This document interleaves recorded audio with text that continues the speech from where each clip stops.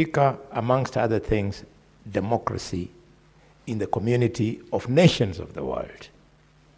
Mr. Speaker, I congratulate Senator Catherine Muma for participating in this very important conference together with our colleagues.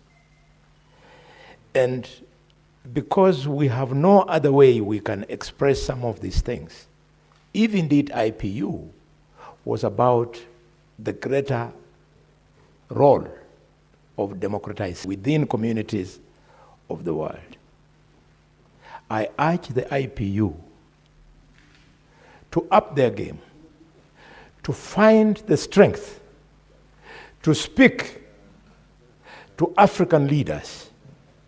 Mr. Speaker, today we are seeing presidential elections in African countries being conducted by the sitting presidents in office who give no role to the electoral commissions in their countries.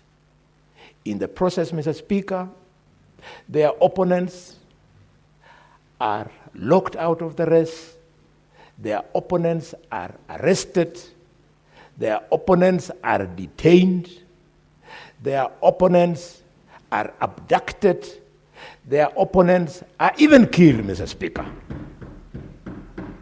The IPU must take over the role of the African Union, because the African Union, instead of speaking to this, they are busy congratulating their colleagues.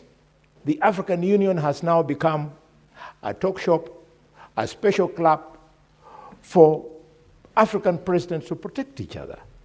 Mr. Speaker, we know of recent elections in Africa where senior African politicians have witnessed elections in their countries from prison, charged with treason, Mr. Speaker.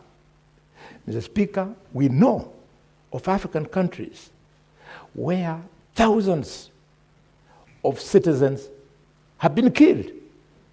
We know of African countries where Kenyans are being harassed in their hotels, in their businesses, in those countries, because they are being suspected to be the ones who are responsible for the unrest.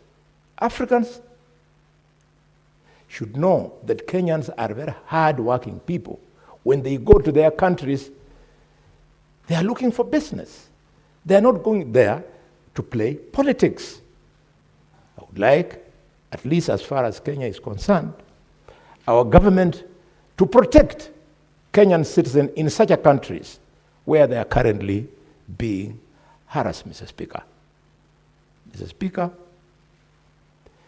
when I see the kind of business that African countries lose because of this instability, I say, how I wish the standing orders of Parliament of Kenya could be changed so that we could do substantive debate on this very, very serious issue, Mr. Speaker.